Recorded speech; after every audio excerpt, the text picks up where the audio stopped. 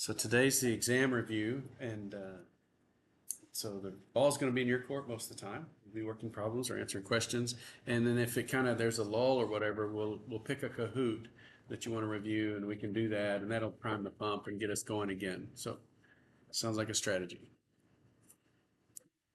All right. So really, the ball's in your court. This is the equation sheet that you're going to get. It has all kinds of things that you'll need. It's got the sensitivity scale for the explosives. PATP is on there. We'll look at the structure later on. Here's PETN.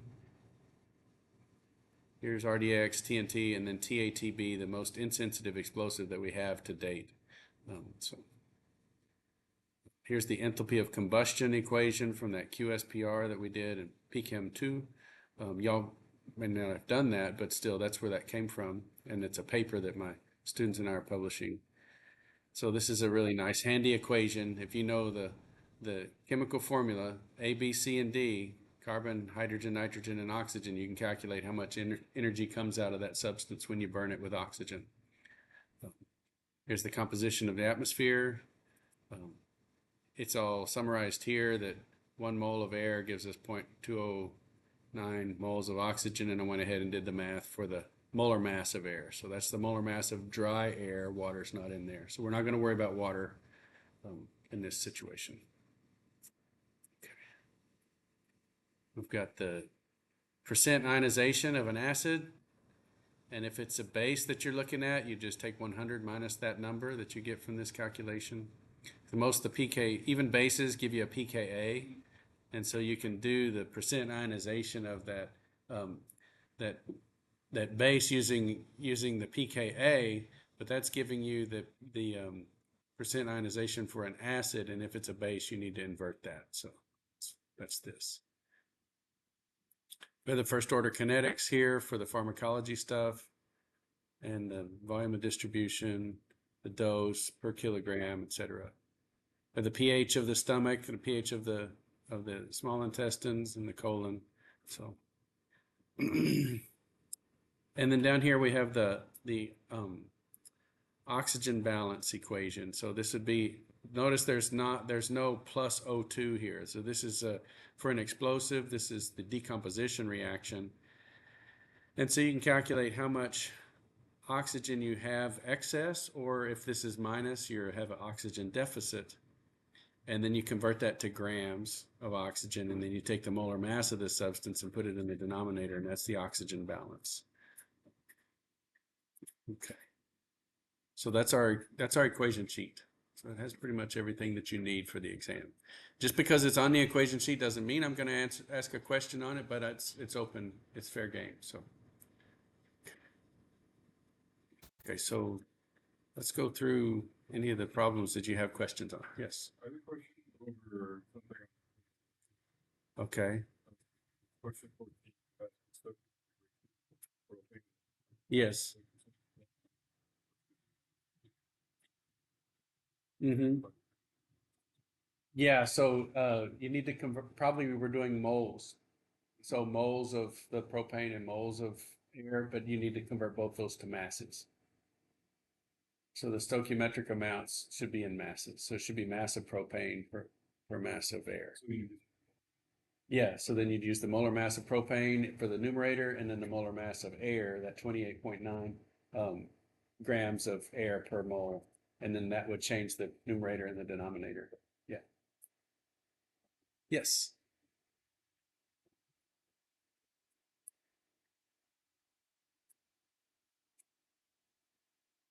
This one, the quinine?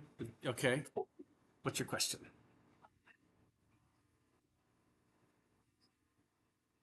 Okay, so let's see.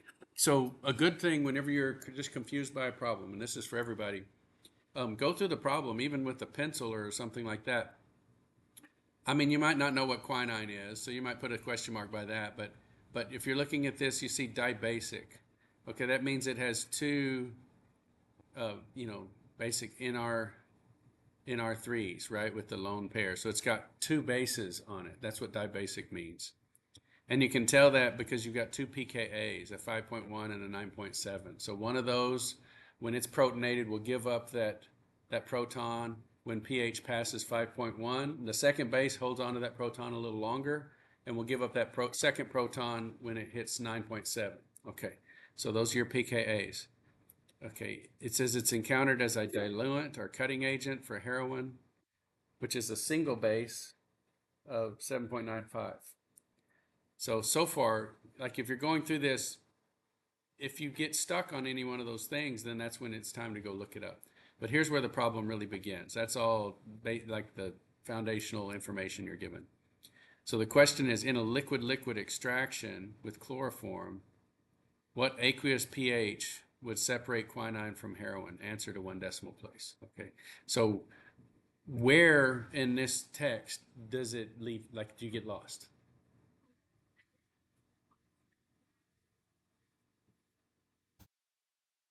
Okay,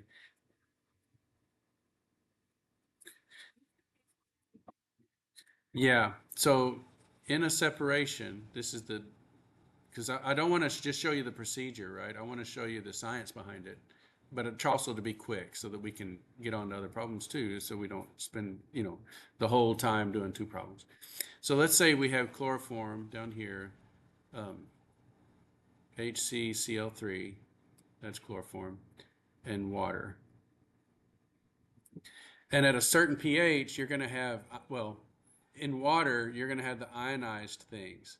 So I'll just call it X plus and X minus. So the charge to things are going to be in the water layer. And then the X neutral things will be in the chloroform layer. So that's what we're trying to do. We're trying to figure out what things are neutral and what things are charged, ionized at different pHs. So we set up this little scheme. So let's do pH on the horizontal axis. We have 14 over here and 1 over here. Let's get my pH down a little bit. And we've got 2 substances that we're trying to separate. So we make this little speciation table.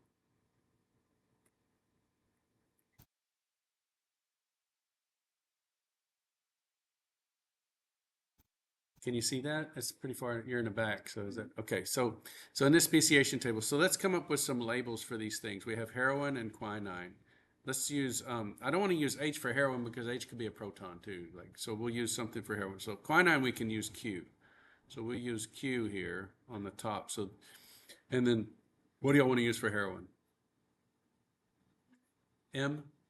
Okay, because it's related to morphine. Good job. Okay, so M for heroin. And so then quinine is a dibasic molecule with pKa's of 5.1. So let's put, here, let's do 5.1, 5.1. And we'll put a bar right there on the Q row at 5.1.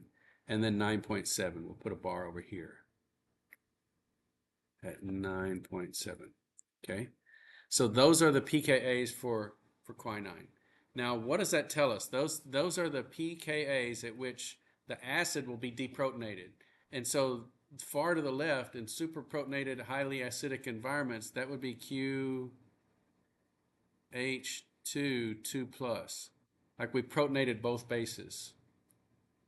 I want to pause there to make sure everybody gets that because we're at low pH, so there's protons everywhere. Lots of protons in solution. They're all in hydronium ion, I know, but we'll just call them protons because it's acidic solution. So everything's being protonated that can be protonated. So you have 2 bases, fully protonated, QH2, 2 plus. Once we go past 5.1, one of those acids gives up its proton. So this is the conjugate acid. It's giving up a proton when we go towards a more basic solution. So we have QH plus. So here, just one of those bases is protonated. We go past 9.7, we have the base with no charges. So that's deprotonated and it's neutral. So that's what's happening to the species of quinine. And now let's do heroin, 7.95. So somewhere in the middle, we have 7.95. So on the left of that, on the low pH side, we have M or MH plus.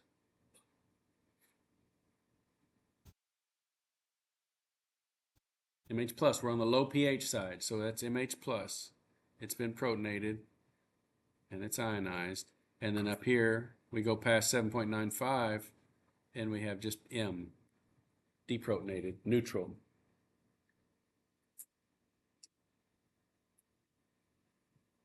So I'm going to put it like org. So that's going to be in the organic phase. So all the neutral molecules, these are organic molecules, and so they're going to be in the organic phase. All the ionized ones are going to be in the aqueous phase. I'm going to put AQ on there. Looks like 99. Okay. AQ. AQ. AQ. So whenever these are ionized, they're going to be in the aqueous phase. And so what we're looking at is we're looking for a pH for this water where we have one species in the aqueous phase and the other species in the chloroform. So that's the goal of this whole thing, a liquid-liquid extraction. We want to split them, one in the aqueous, one in the chloroform.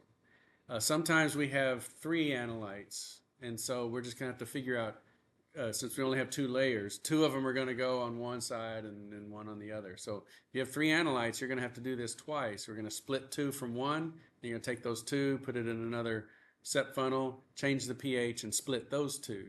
So you just have to split them off one at a time or in groups. So now which pH would we choose?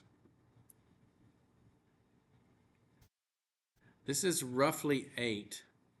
This is roughly 10, 9.7, 10. So what's but, and see here at this point right here, we have a split. We have QH plus in the aqueous phase and we have M in the organic phase. And so if we pick a pH right between those two, it would be 9.0. So if we adjust our aqueous layer to 9.0, then the heroin will be in the organic phase and the quinine will be in the aqueous phase. So that's it. Give it a shake, vent, and then separate out the organic phase. Maybe evaporate it on a rotovap and you'll concentrate the heroin and you can detect it well. Okay. Good question.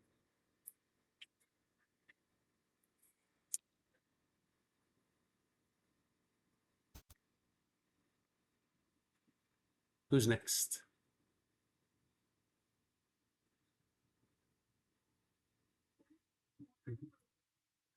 Mm-hmm.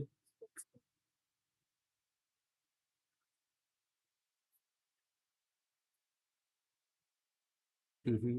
Mm-hmm. Okay, that one's just a kind of like a stoichiometry problem. You just use the units to hammer your way through it. So we'll do that one. Yeah. So let's see.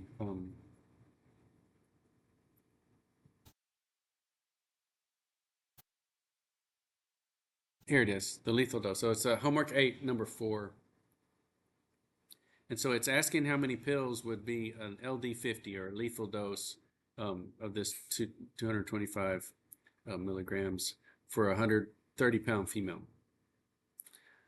So this is asking for, this is the way I approach some of the stoichiometric problems. So when I'm teaching Gen Chem 1 and 2, I'll teach people that you look at the problem, you see here, this is what I would consider a double unit, right? Milligrams per kilogram. Pills is a single unit. It's just pills, right? It's not pills per this or anything like that. And the 130-pound female pounds is just a single unit. And so this is just an overarching strategy before I begin this calculation. If in the end I want a single unit, then I'm going to start with a single unit. So of these two choices, if I'm going to start this train of conversions, I'm going to start with the 130 pounds, not the 225 milligrams per kilogram. Does that make sense? It'll all work out the same, but it's just conceptually more clean if I start with the single unit one. Okay, so I'm going to sort of convert 130 pounds into a number of pills. It's all just unit conversion. So start with the mass of this person and convert it all the way into pills. Okay, so we'll do 130 pounds. Now on the periodic table, I have the pounds to grams conversion. Okay, and so we're going to convert that to pounds. It's 454 grams per pound. That's on the periodic table. that I pass out in the exam. So this is right there. Okay, so that's the mass of the person. This milligrams per kilogram. So um, if you're okay with that, I'm going to make that kilogram into 1,000 grams. Is that all right? A kilogram is 1,000 grams. So we'll just put 1,000 grams on bottom. And then this is 225 milligrams of aspirin.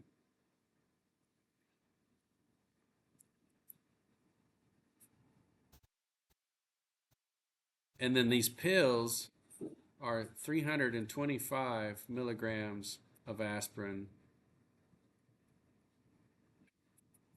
per pill.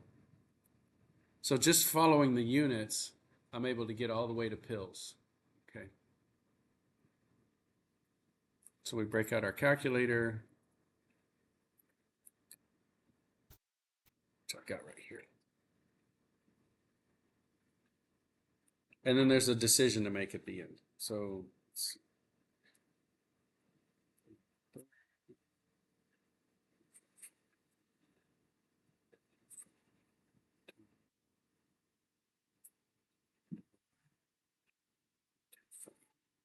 divide. Okay.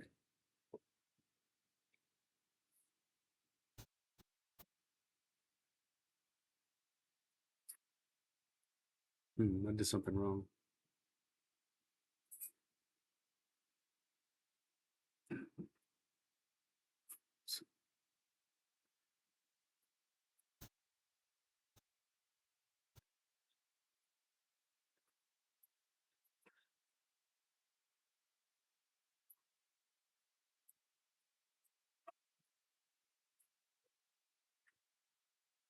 Yeah, so I get 40.8.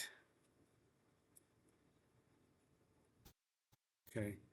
And so what we're talking about is a lethal dose, right? So rounding up to 41 pills, because you're not going to take zero point 0.8 of a pill, that would be legit, right? So if 40.8 pills is a LD50, 41 would be 2. Okay. So I would round this up to 41. The first time I did this, I got like 0.000198. So I was like, I must have hit multiply or divide wrong. So I had to do it again. Okay, so yeah, sure. And so then if this person uh, took this, let's see, assuming rapid absorption in a first order process, how much aspirin remains in 135 after she took 2 of these tablets? Okay, so let's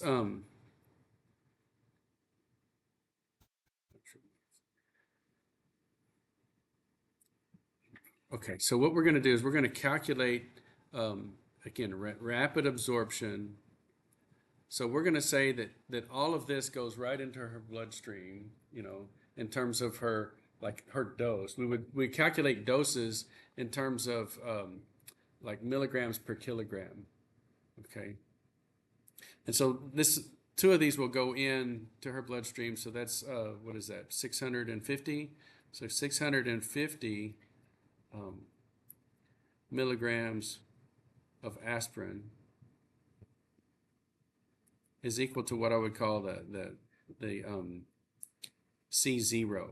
So that's all goes into her bloodstream. How much is still present after 17 minutes? So what we want to know is the amount present at 17 minutes. Oh, an hour. That's right. Sorry. Thank you. 60 minutes.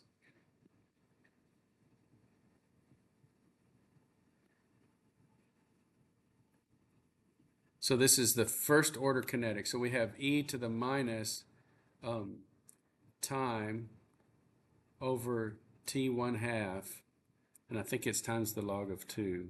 So let's go back to our equation sheet. So I'll show you where that comes from. Yeah, so it's e to that ratio, time over the half-life times the natural log of 2.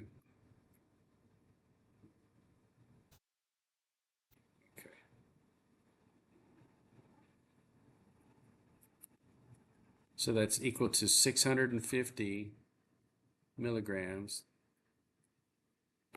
times e to the minus 60 minutes over 17 minutes times the natural log of 2. It's 2, which is the 0.693.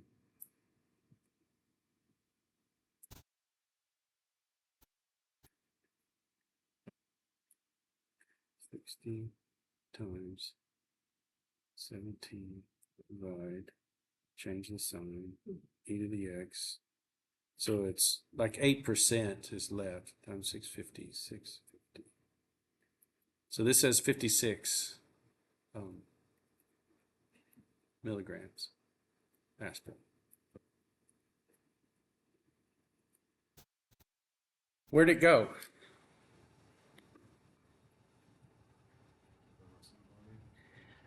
This would be a rapid absorption and distribution would be the 650. So it went all throughout the body, but mostly the bloodstream because aspirin is water soluble. But then what's this half-life, this 17-minute half-life?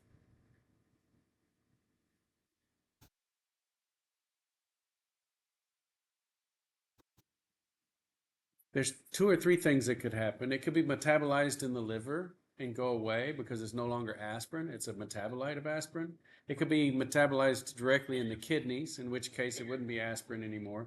Or because it's water soluble, it could just be filtered out by the kidneys. So it might go through the liver and then through the kidneys and then pee it out, or it might go straight to the kidneys and be metabolized and pee it out, or it might just be filtered out by the kidneys and pee it out. But anyway, you're going to pee it out in some way. So things with longer half-lives would require more metabolism or whatever, maybe a different place in the body, like the liver. Or if things have a really fast metabolism, it's probably they're just water soluble enough to be filtered out by the kidneys and they just are eliminated right away.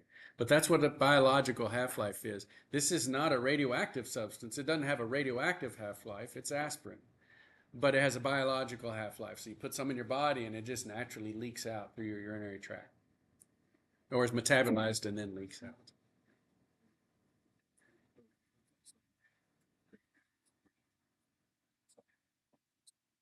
No, it'll all be first order. Yeah. There may be second order processes in metabolism, but I don't know metabolism very well. So this is what I call baby toxicology. Right. So we just get just the touch of it and that's good. It just gets you the idea of ADME. What do ADME stand for? Absorption, distribution, M for metabolism, and elimination. So ADME, that's the governing principle. And I checked that with that real metabolist. Metabolist. And I said, is this the main thing? No, absolutely, that's the main thing. You know, it gets into the details, but those are the four big events that you have to consider. Yeah.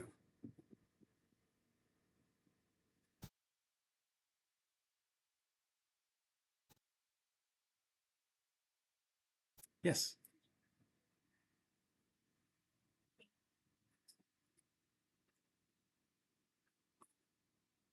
Okay, yes.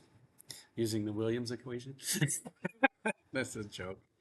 Anyway, I don't want people to think I really think that's worthy of naming. It's just silly. Okay, so let's look up. This is one of those deals where we've got a pKa, okay, here, and the pH is the stomach is approximately 1. So we have pKa and we have pH, and we want to know the percent aspirin that's ionized in the stomach.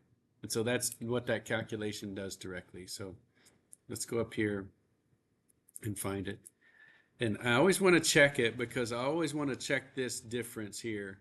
It's pKa minus pH. If you swap those, then everything is wrong. Okay. So don't swap those. pKa first.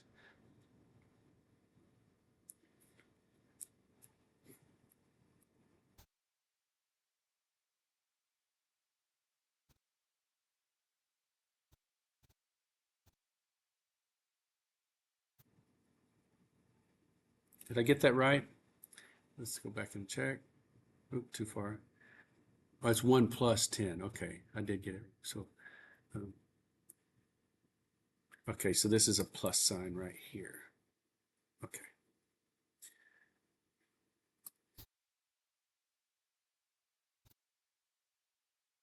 Ten to the 3.5 minus 1. Okay. And this is acetylsalicylic acid. I love that word. Okay. So it's an acid. So this is good. We're doing the percent ionization for an acid.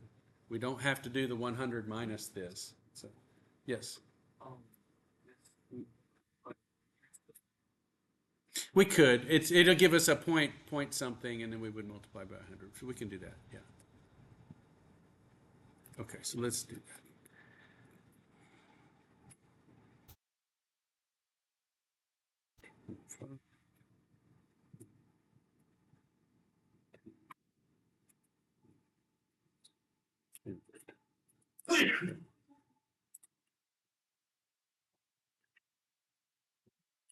I get this. Well, let's go ahead and multiply by 100.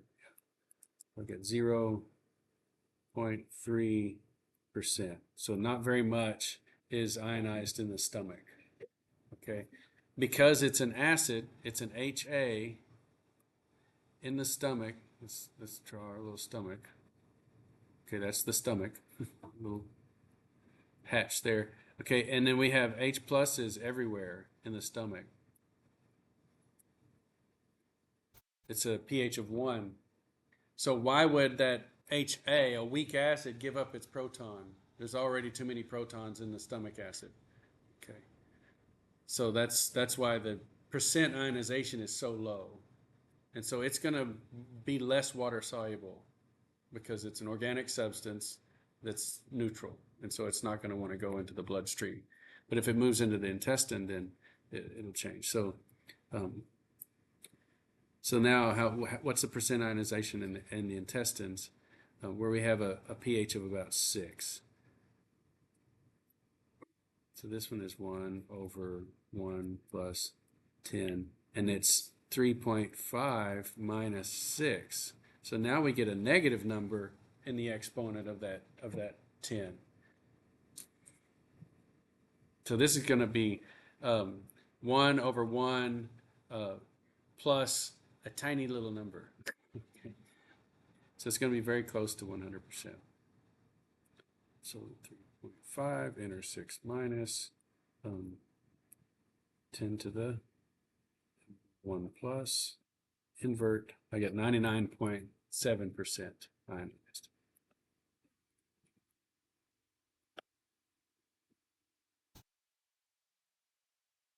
100 minus 0.3, what's the 0.3? No, because that would be if this substance is a base. It may be coincidental that it just adds up to that. Yeah.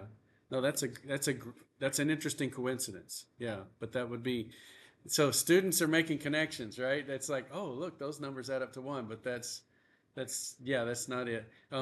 If if there was a base, so if a base has a pKa of 3.5,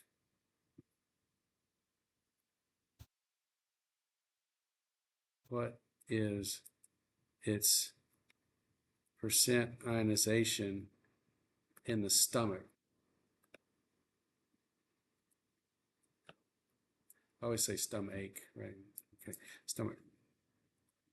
Then it would be percent I base is equal to 100 minus 0.3%.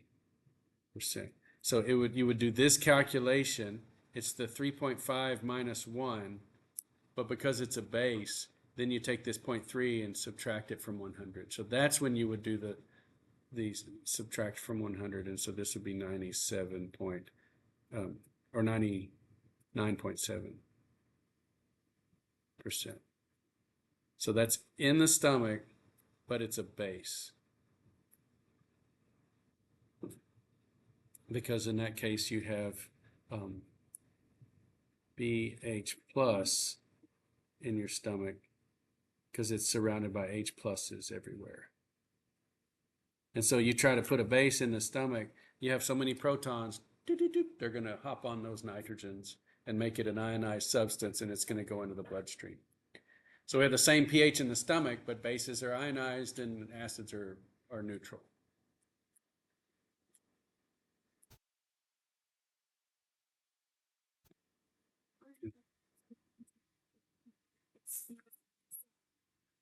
Mm-hmm.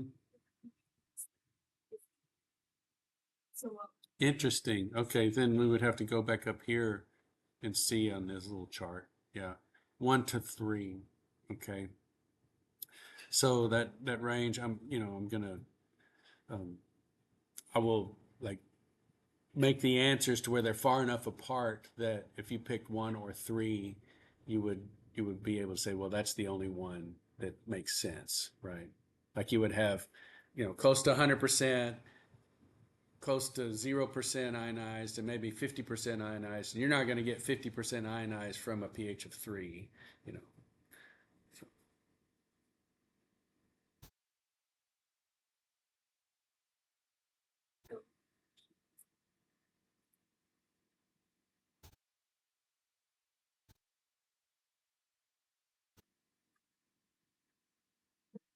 This is this right? Does this look right? Sometimes last year there was like a disconnect. I had one homework in the review and there was a different homework on Blackboard. I think I fixed that, but I'm still not 100% sure I fixed that. So if you're seeing something that doesn't line up with what you got on your homework, let me know. Okay.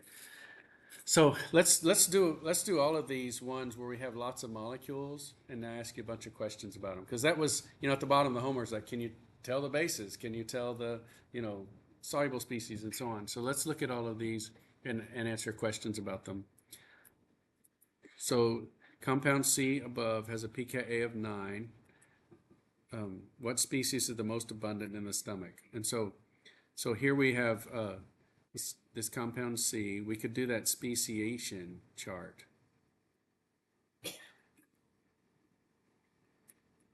Okay, and it's pH at pKa 9, and it's a base. Okay, so here you got this nitrogen with those lone pairs that can take a proton and make it an acidic solution, a conjugate acid.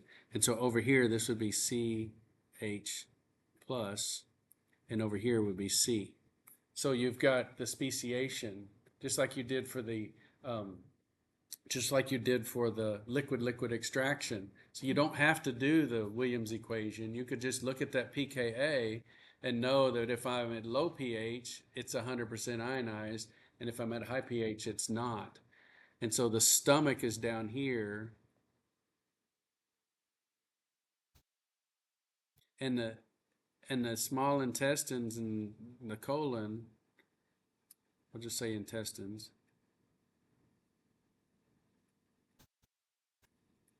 is up in this range. So notice how the intestines are kind of near that break of 9, not exactly as that high, but it's closer.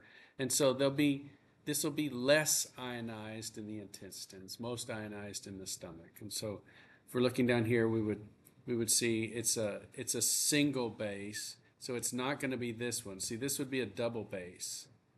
So it's not that one. It's certainly not C minus because it's not an acid. Um, Here I've got Q. Question mark. What is that? Okay. HC, that would be if it was an acid and it was protonated. But if we look at this molecule, we recognize that it's a base. Okay. And so it's going to be this one.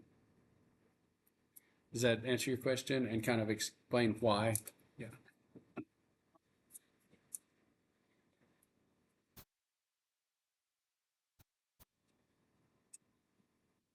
Let's see.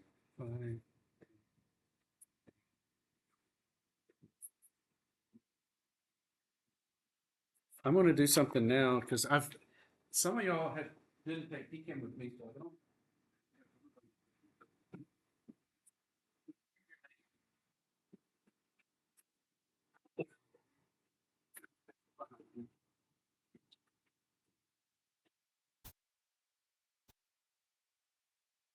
I'm sorry for being so late. Normally I do this a lot. This bothering me. It's- Okay.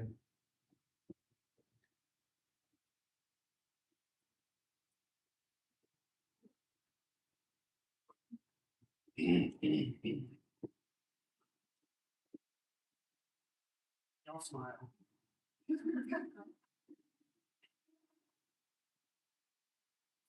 Right, these two rows right here. 1, 2, 3. What they did. Like,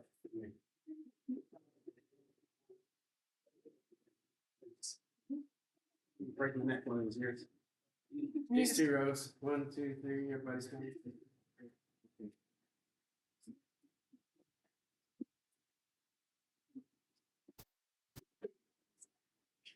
Okay. These two rows. 1, 2, 3. Good. I put these in a little name face key. It's just for me. Don't worry if you didn't do your hair this morning. It's for my own use. Put names and faces together.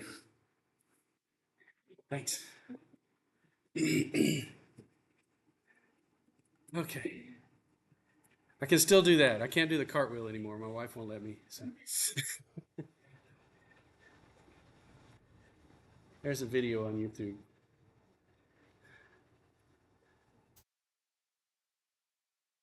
The last time I did it, the students were going, no, no, no.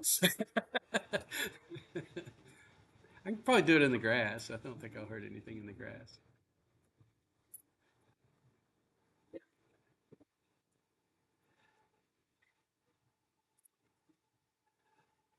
Okay, let's look at some of these other questions.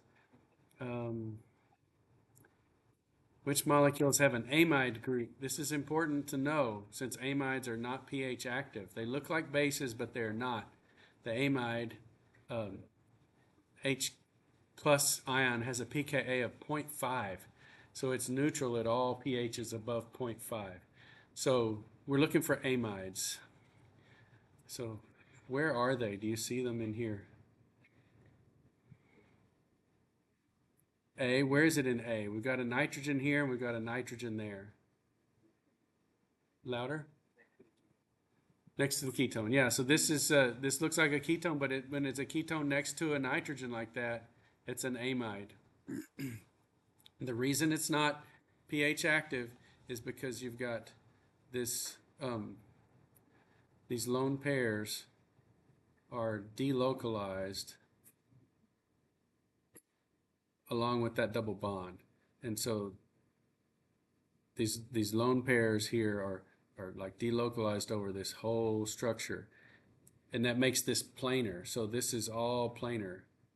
And the reason it's planar is because those lone pairs aren't acting like an electron domain. They've been smeared out over 3 or 4 atoms. And so that's why. So then when you bring along a proton, it doesn't have a particular place to land to, like, a nitrogen's not acting like a base, a proton acceptor, because the lone pairs have been smeared out. Okay. And so this has a pKa of 8, and this is the basic nitrogen. Yeah. And so that's where the pKa is for that nitrogen. If that amide were a base, it would have 2 pKa's. So it would have a pKa for the amide nitrogen and a pKa for the tertiary amine, and it only has 1 pKa. So that's another clue. But if you were to try to draw that, like I'm not going to ask you to draw it, but if you were to draw the basic form, the protonated form, you would put the proton down here on this guy. H plus would be associated with that nitrogen. Okay. There's another amide on here too. E, yeah, so this right here is an amide. And so when it talks about a pH of 10, it's not this hydrogen, it's this one, it's the phenol. So this pKa is for the phenol. So it's a very, very weak base. It's only going to give that proton or donate that proton at really, really high pHs. But you can pull that proton off and then you have a negative molecule. So it's kind of behaving like an acid, a very, very weak acid, I should say. So a very weak acid produces a very strong base. And so if you pull that proton off, it wants it back. And so you put it with something else, it'll steal a proton from it. Okay, so then up here, liquid extraction, a separator funnel has all the above molecules at a pH of 6. Okay, which of the molecules is in the organic layer? Okay, and so I'm telling you again, amides are not pH active. So we're at pH 6, and we've got all the pKa's here.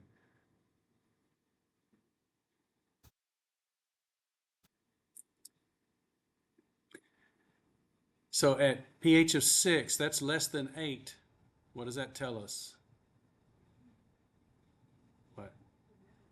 It's going to be protonated. Let's just start with that, protonated or not. So with pKa of 8, we're looking at this molecule. We see this base right here. So we're less than 8, so it's going to be protonated, H+. Here we have a pKa of 9. Here's the base. Since it's a base, it'll be protonated because 6 is less than 9. Here is 8. So if we've got a pKa of 8 and we're at 6, this will be protonated. Okay. Here we're at pKa of 4, and this is an acid. So we're not going to put any more protons on it. It's going to keep the one that's got. Okay. And then this one, this is acting like an extremely weak acid. And this is an amide over here. So we're not going to put a proton on that one either. It's already got one. Okay. It's very nice. Okay. So these three right here will be in the aqueous layer. And these will be in the organic layer. Isn't that fun? So just look at the pKa's, but you got to know, is it an acid or a base? Okay, because the pH of 6 was less than 10 here. Oh. Wait a second. Let me change that. This is a pKa of 4. Okay, and we're at a pH of 6. So we're going to strip that proton off. So we're going to strip that off, and it's going to be a minus. So now that guy is also ionized. It's going to be in the aqueous layer. Glad I caught that. That would confuse you. Okay. So you got to know, is it an acid or a base? And then you compare the pH that you're at to the pKa's. And so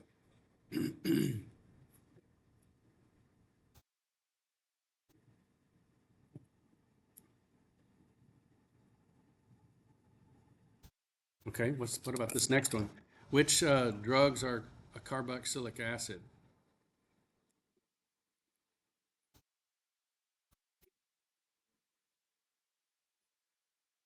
D. Mm-hmm. You see it right here. Here's a carboxylic acid. It's just a little bit of review of your organic functional groups. We have something that looks like acetic acid here, but it's been reacted with an alcohol, and an acid and an alcohol react to make what? Ester, Queen Ester. That's right. So that's an ester. Um, Again, here's another one that kind of looks like an acid group, but it's an ester. And here's another ester. So these are not carboxylic acid groups. And here's an amide. Okay, so there's only one carboxylic acid. Which drugs are opiates in that class of opiates? Yeah, that's right. 6, ma'am. Good job. So this is the 3 spot, and this is the 6 spot on morphine. And so if this had an OH on it instead of that ester or that acetyl group, oops, stop that. Then it would be morphine. And so it's been reacted with acetic anhydride to acetylate it. They put an acetate on there, so that's called acetylation. So it's 6-monoacetylmorphine. And morphine's the opiate part. Okay, which drugs are cocaine or cocaine relatives or metabolites? It's C. Then I'll show you the little piece that makes it related to cocaine. It has this thing called a tropane ring. It's this weird bridged thing. And so all the cocaine and cocaine metabolites have that kind of piece right there. So that's what you should look for. In your little flashcards, you should see that piece. Okay.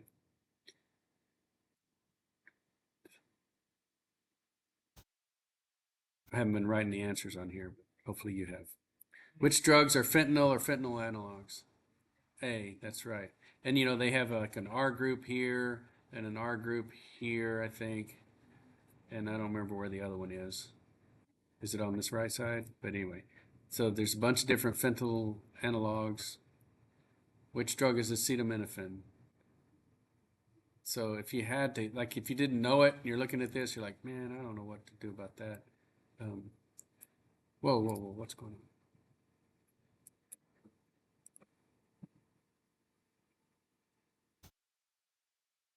Yeah. So acetaminophen. So you got kind of an acetamine, right? This is a acetamine, and this is a phenol. So it's kind of in the name. It looks like acetaminophenol. Not all drug names are that easy to figure out. like like what is Xanax? That's not a chemical.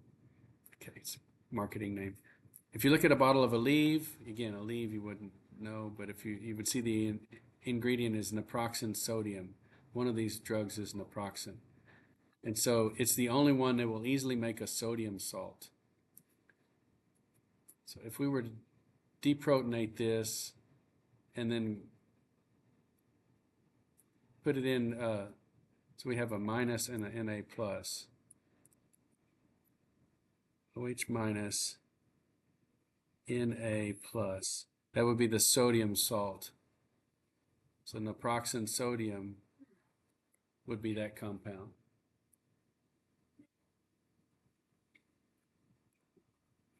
So again, I'm not expect. I don't think I put. Did I put naproxen on drug flashcards? So even if okay, so even if I didn't though, I'm hopefully even in the problem trying to give you enough information to figure it out, and that's why I put the hint. Which one of these would make a sodium salt? Well, there's only one acid. So you deprotonate the acid, now it's an anion. An anion and a cation go together. So whenever you see on the drug label something sodium, it's an acid that's been deprotonated. It's now an anion and it's coupled with the sodium ion to salt it out of organic solution. And then the same with the HCl. So you might see, this, you might see, morphine HCl.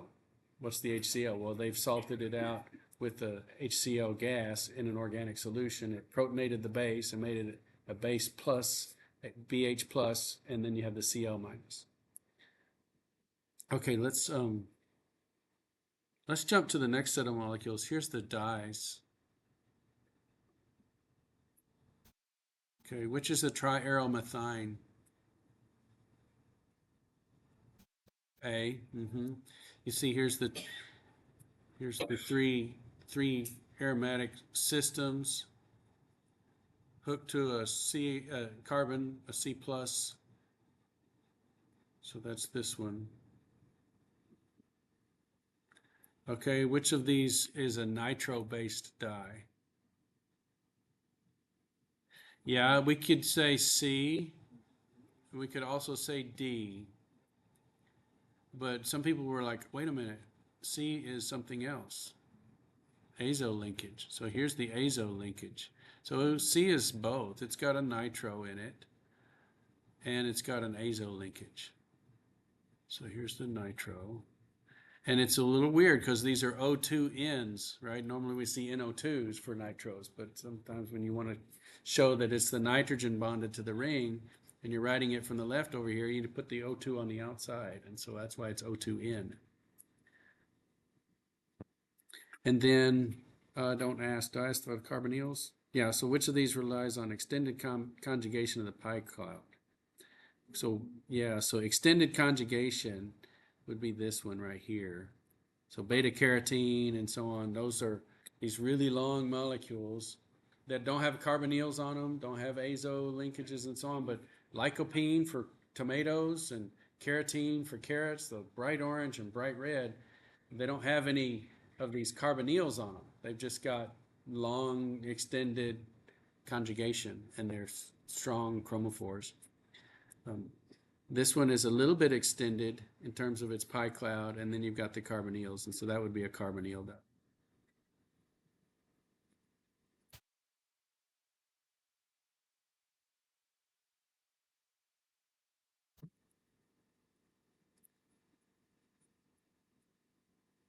Okay.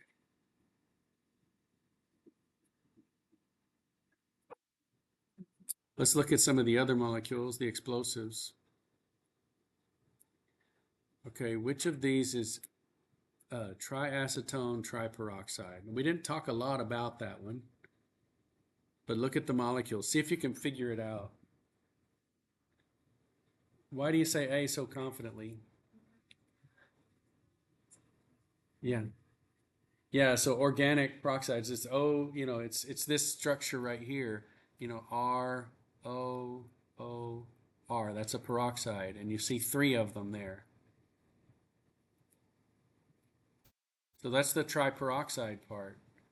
Can you find the triacetone part? Acetone is this, okay? So remember, these are methyl groups, okay? It's this piece right here. So this is an acetone that's been reacted with peroxide. And so we have three acetones in here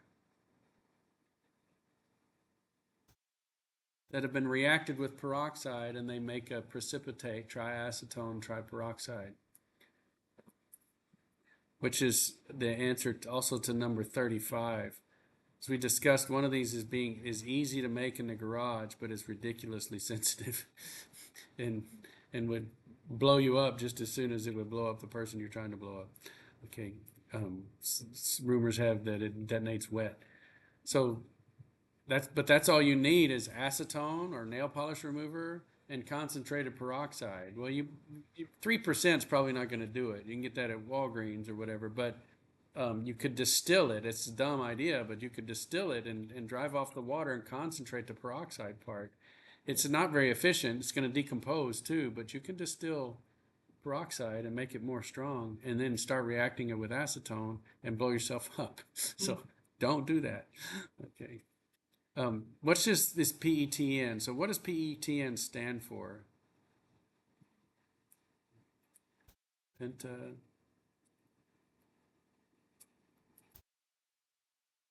Erythritol tetranitrate.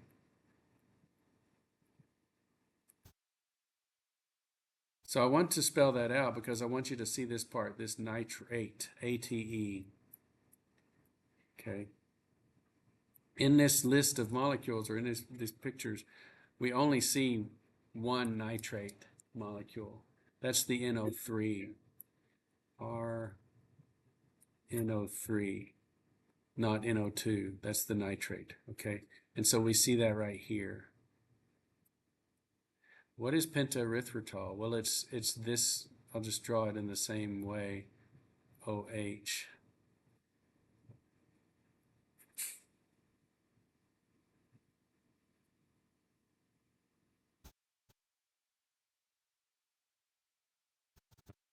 So that's pentaerythritol. I only see 4 OHs. So where's the penta part? 5 carbons. Yeah, it's 5 carbons. So it's pentane, but it's a weird kind of pentane. It's 4 carbons onto 1 carbon, and they've all been turned in, made alcohols. So that's PETN. What's its most common use? PETN. It's not the main charge, but it's typically what we smell with vapor detectors. So it's a small component of a bomb, but a smelly component of a bomb. The detonator. So this is what goes in the detonator.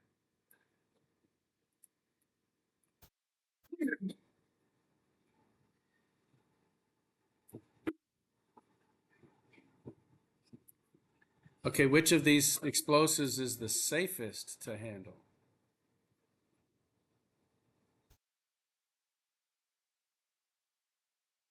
Let's go to our cheat sheet. Um, this is the sensitivity. So this is how, um, Newton meters. This is basically how high the hammer is before it makes the explosive detonate. So the hammer doesn't even have to go up 1 meter to detonate TATP. It can just detonate with, if you look at it rough funny, okay.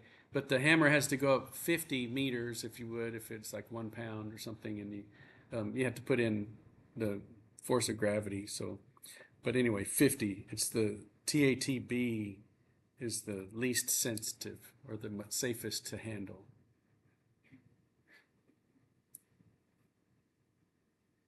So TATB, but that doesn't tell me which molecule that is. So it's a little weird. TATP is the most sensitive, the most dangerous, and TATB is the least sensitive and the safest.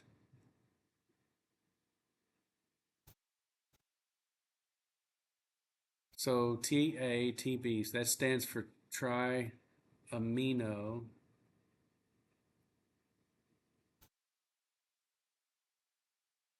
trinitrobenzene.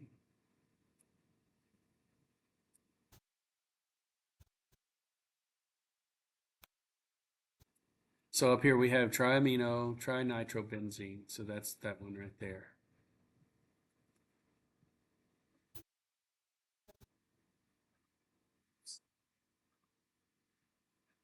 You're onto something.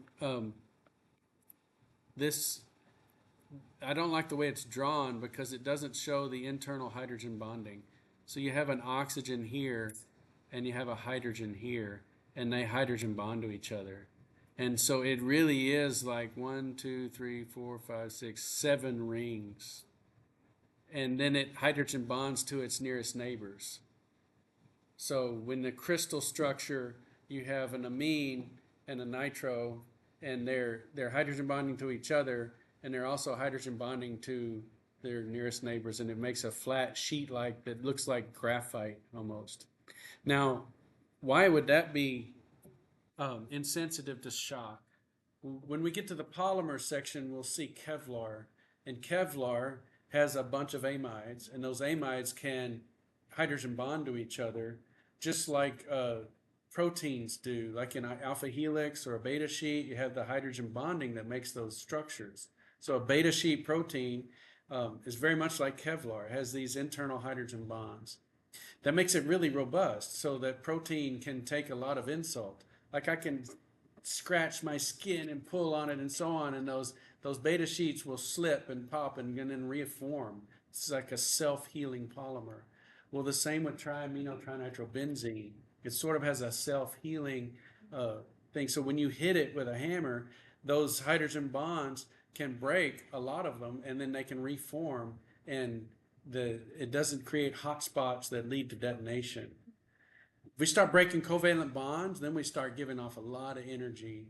But when you're breaking hydrogen bonds, it's not a lot to break hydrogen bonds, and when you reform them, they don't give back a lot of energy. So it can absorb a huge insult and self-heal a little bit. Yeah. It's a crystal. It's not like a polymer. It's not as flexible as a polymer or a protein structure. But it does have some ability to take a punch, breaking those hydrogen bonds, which don't require a lot of energy insult to do, and then it can give some of that energy back. So that's one of my theories as to why it's so shock insensitive. Um, that's just my thinking. Yeah, my argumentation for it. It's really not been proven that that's why. But plus, if it's a sheet-like structure too, that helps it slip. And so again, that's not breaking covalent bonds either. So if it can absorb the energy without breaking covalent bonds, you don't get a rearrangement. When you have a shock wave that goes through the material, you get total rearrangement. All those nitrogens form nitrogen gas. All the oxygens grab hydrogens if they can find them and make water. And then the carbon will find oxygens and make CO2. There's not enough oxygen to go around on TATB to make a lot of CO2. So even though it's really insensitive, it doesn't give the energy output that, say, the nitramines would. And so here, these nitramines, these give off more energy per gram than TATB. So in a given explosive, you're going to need more TATB than you would need HMX to give the same energy output. So this is HMX. It's an 8-membered ring.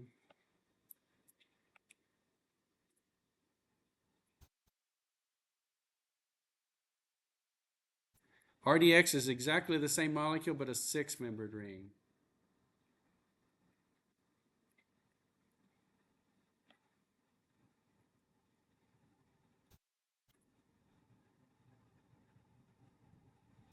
Okay. And so this is the nitramine part.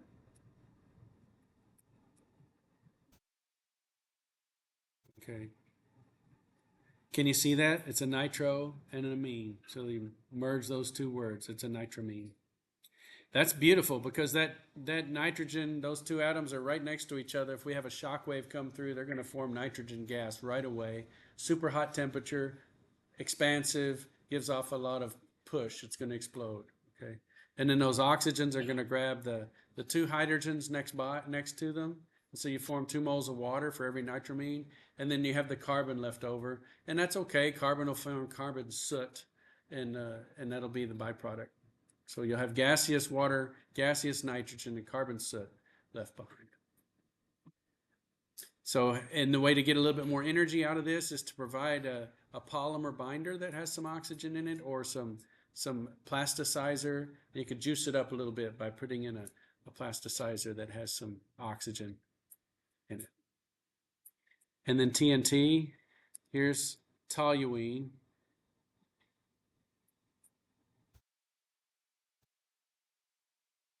And it's got 3 nitros in it, so trinitrotoluene.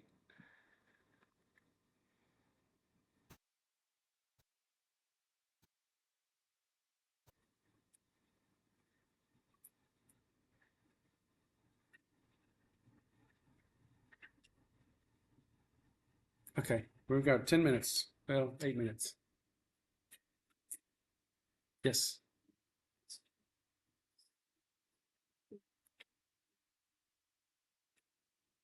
Oh yeah, so I put those in really as review, just to have you do the ice tables, but with the solids and so on. So, which one? Number 3. Okay.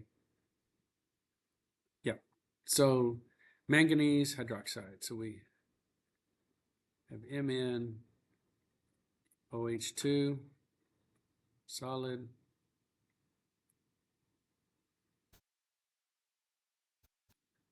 Mn2 plus 2 OH minus. And these are both aqueous. So you can set up your ice table.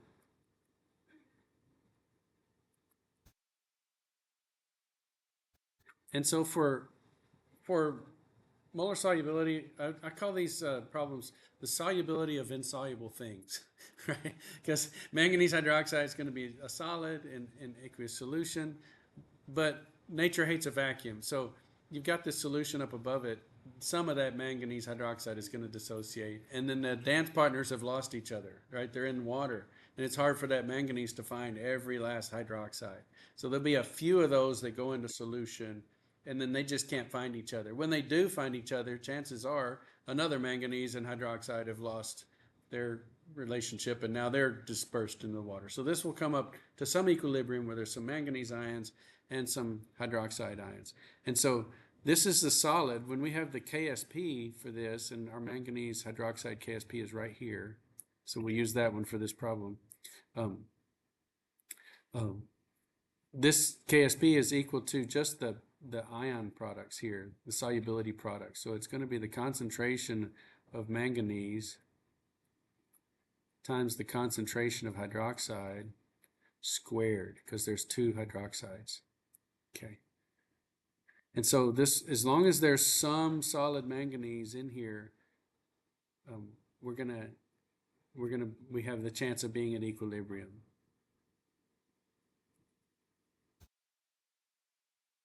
So if any of this dissolves, we're going to get 1 unit of manganese and 2 units of hydroxide.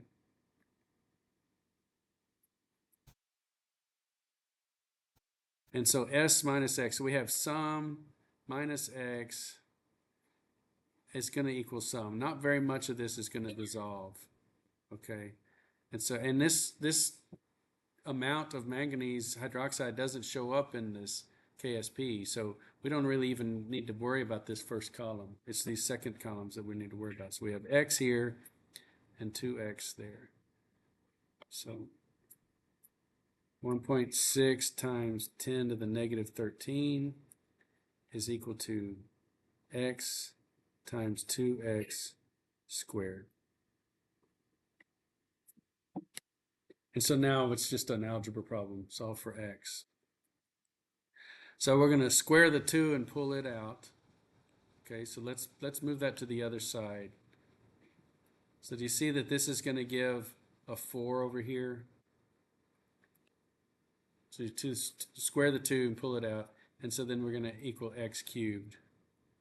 So X is the cube root of this. So it's a kind of messy algebra, but I just moved the 2 over by squaring it, moving it over, and then I took the cube root and moved it over, and now I have X.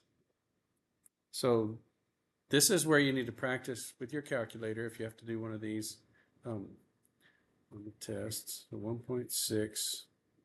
You know, I got to know how to do the scientific notation.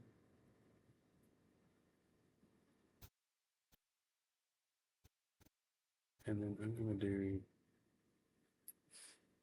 going to do the cube root. So I'm just going to do 0.333333 y to the x, and I get is equal to 3.4 times 10 to the 1, 2, 3, 4, 5 minus 5. Yeah, so that's what I got. Yeah.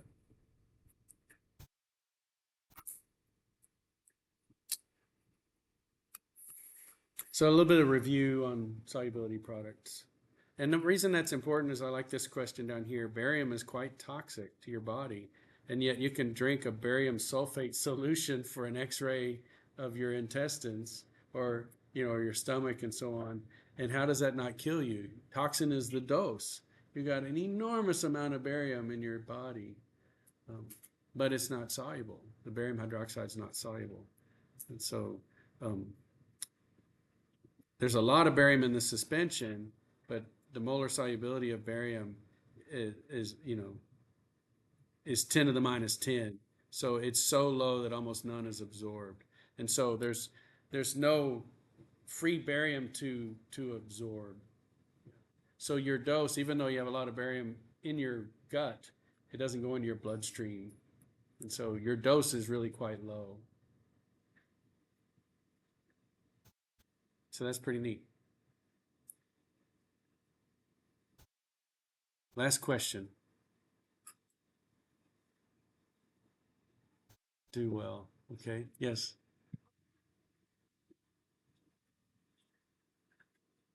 Hopefully. 14? 14. Oh, 14. This one? That's the long one. I've got not much time. Let me see if I have this. I saved some work from last year. See if I think I have that.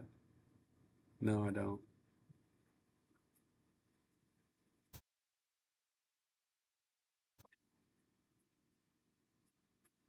Wait, which one was it again? Homework 9, 14. Yes. So what you do is you work the first you have to balance the chemical equation.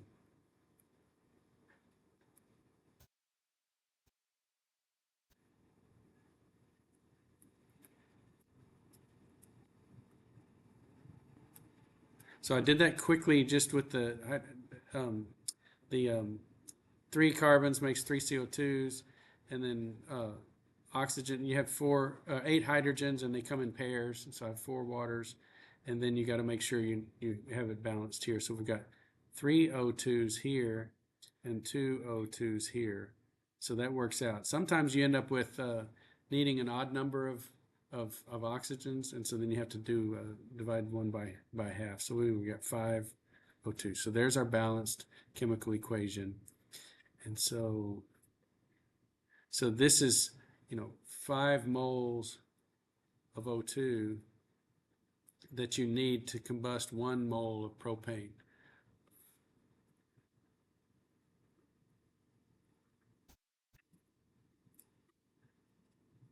So this is how many moles of oxygen you get in air.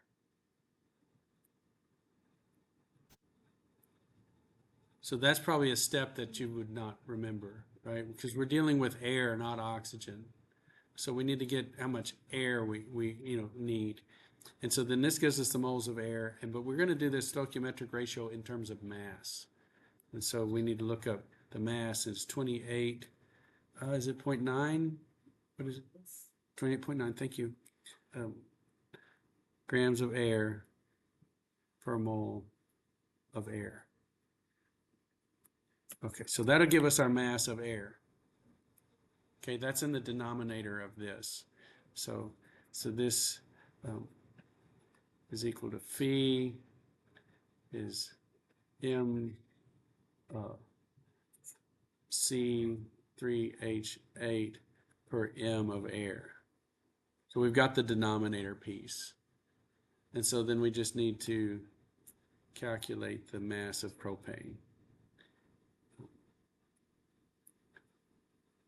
Is it 44? Okay, 44 grams of propane. Propane in whatever this is.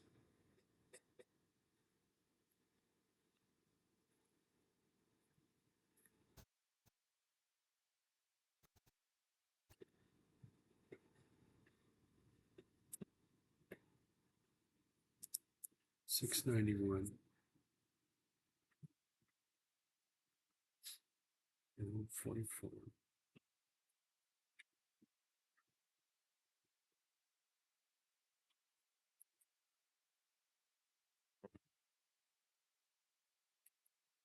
Okay, times 100. So 6.4%. Yeah. And that just seems to be the way sort of engineers think. They deal in mass ratios, and chemists typically think in mole ratios because we've beat it into your heads that that's how things react. And that's a good thing. We think atoms and ions, molecules react in terms of atoms, ions, and molecules, and just counting a big number of those is the moles. So we're dealing in our minds with moles of things, but you get out into the real world with engineers and fire marshals and so on, they want to deal in tangible things like the mass. How many pounds of propane and how many pounds of air do I need? And this would be, you could do this in pounds. Okay. I didn't know I could do that fast, so that's a good thing.